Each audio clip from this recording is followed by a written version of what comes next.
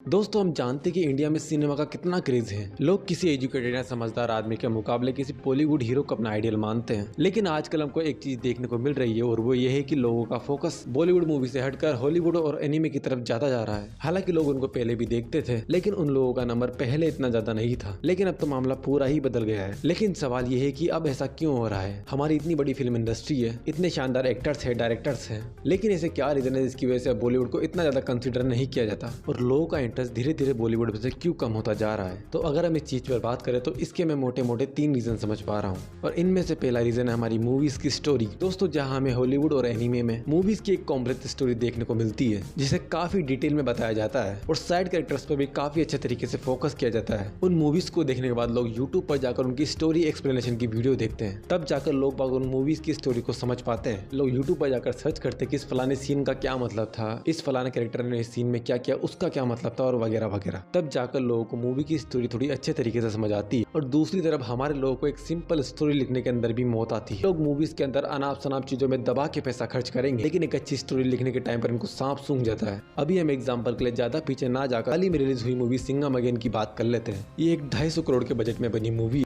जिसमें 2 काफी बड़े बड़े एक्टर हैं और 3 काफी फेमस एक्टर हैं जिन्हें 35 करोड़ लिए, किसी ने 20 करोड़ लिए तो किसी ने 10 करोड़ लिए। लेकिन 250 करोड़ की इतनी बड़ी मूवी की स्टोरी लिखने में इन्होंने 250 रुपए भी खर्च नहीं किए। इस मूवी की स्टोरी लिखने में कोई मेहनत नहीं की, सिर्फ रामायण के अंदर हुए इंसिडेंट को उठाकर और उन सबको मिलाकर एक स्टोरी बना और फिर उस स्टोरी पर मूवी बनाकर लोगों को चिपका दिया। अरे क्या चाहते हो भाई जिंदगी से? इतनी बड़ी मूवी बनाई है, कम से कम एक स्टोरी तो लिख लेते हैं। और इसके साथ में रिलीज हुई मूवी भूल भुलैया 3, इस मूवी का अगर क्लाइमेक्स को छोड़ दें, पूरी मूवी में एक छोटी सी स्टोरी को रबड़ की तरह खींच दिया है। पिछले मंथ रिलीज हुई मूवी देवरा, जो स्टोरी 1 घंटे में दिखाई जा सकती थी, उसे 2.5 घंटे तक दिखाकर लोगों को टॉर्चर किया गया। अब दोस्तों ऐसी बात नहीं है कि बेकार स्टोरी वाली मूवी हॉलीवुड में नहीं बनती है, बिल्कुल बनती है, लेकिन फिर बात यह कि वो मूवीज इतना ज्यादा चलती भी नहीं है। लेकिन हमारे यहाँ तो कुछ और ही सीन है। हमारे यहाँ पर अगर मूवी बेकार है और उस मूवी में कोई काफी फेमस एक्टर, तो वो मूवी आराम से अच्छा खासा पैसा कमा लेती है। एग्जाम्पल के लिए आप बाहुबली के बाद अभी प्रभास की लगभग सारी मूवीज देख सकते हैं। और यही चीज लेकर आती है हमें हमारे दूसरे पॉइंट पर। दोस्तों मूवी का सारा गेम ऑडियंस पर ही डिपेंड करता है।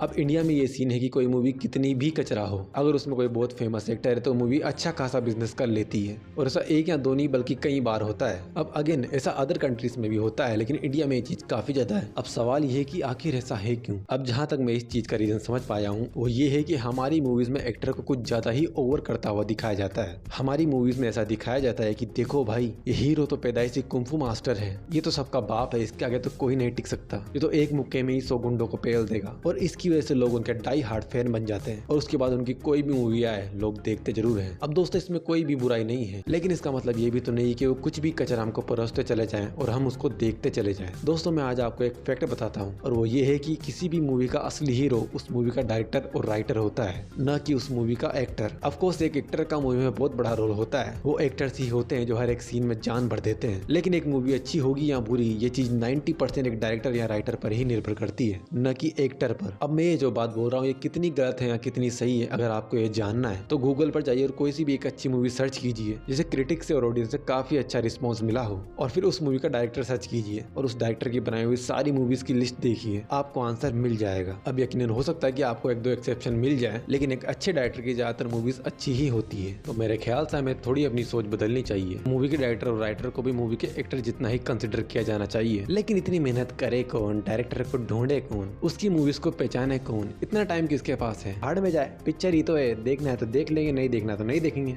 तो लोगों के मन में एक ख्याल जरूर आएगा और ये बातें काफी हद तक सही भी है। लेकिन इसके साथ साथ एक और बात सच है कि हमारा सिनेमा हमारे समाज का आईना होता है। Cinema considered a mirror of society. हमारा समाज कैसा है उसे ही एक कदम आगे बढ़ाकर सिनेमा के अंदर दिखाया जाता है। हम ये लोग अच्छी तरीके से जानते कि इंडिया में लोग सिनेमा से कितना ज्यादा इन्फ्लुएंस होते हैं। एक मूवी अपने मैसेज को लोगों तक काफी अच्छे तरीके से पहुंचा सकती है, इसीलिए अच्छे डायरेक्टर्स को भी कंसिडर किया जाना चाहिए। वरना हमारे पास ये सवाल पूछने का कोई अधिकार नहीं है कि इंसेप्शन जैसी मूवी इंडिया में क्यों नहीं बनती। हालांकि दोस्तों ये चीज अब कोविड के बाद धीरे धीरे ही सही लेकिन बदल रही है। और अब हम बात करते हैं हमारे लास्ट पॉइंट पर, जो कि फिल्म मेकर्स की अप्रोच। दोस्तों कोविड-19 मूवीज के लिए इंडिया में बहुत बड़ा गेम चेंजर साबित हुआ है। इस पैंडेमिक के टाइम पर लोग अपने घरों में बंद थे। उस टाइम पे लोगों के पास काफी ज्यादा खाली समय था। कुछ लोगों ने उस समय का यूज किया कुछ फिजिकल एक्टिविटी करने में या कुछ नई स्किल्स सीखने में, और ज्यादातर लोग बिस्तर पर पड़े पड़े मेरी तरह केवल मूवीज ही देखते रहे। इस समय पर लोगों लोगों ने काफी अच्छे कंटेंट एक्सप्लोर किए और इसी समय पर वेब सीरीज ट्रेंडिंग में आने लगी। अब लोगों का अटेंशन वेब सीरीज की तरफ काफी ज्यादा बढ़ता चला जा रहा था। इस पेंडेमिक के अंदर लोगों ने money heist, game of thrones, attack on titan, death note और ऐसी कई ज्यादा शानदार सीरीज कंज्यूम करी और तब जाकर लोगों को पता लगा कि असली माल क्या होता है। और उसके बाद तो जैसे अच्छी वेब सीरीज की लाइन ही लग गई, जैसे पंचायत, असुर, फैमिली गाय,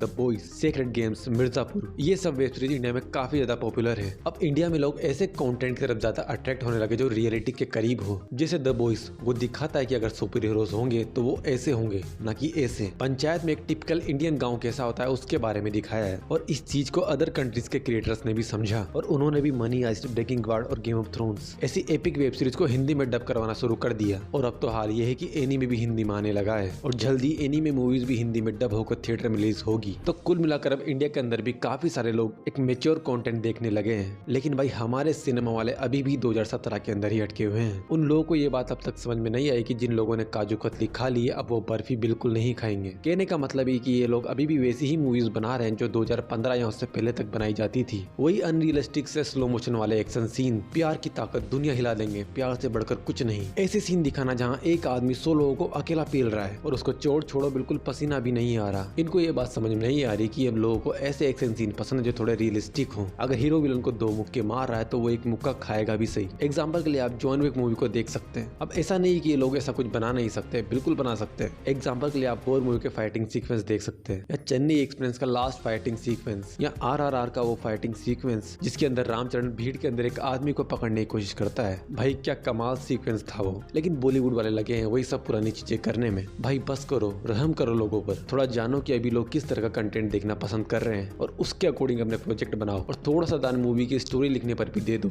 बस दोस्तों मुझे केवल इतना ही कहना था। आज का ज्ञान समाप्त हो। अगर मेरी वीडियो पसंद आए तो लाइक करें, वीडियो को सब्सक्राइब करें चैनल को। Thanks for watching.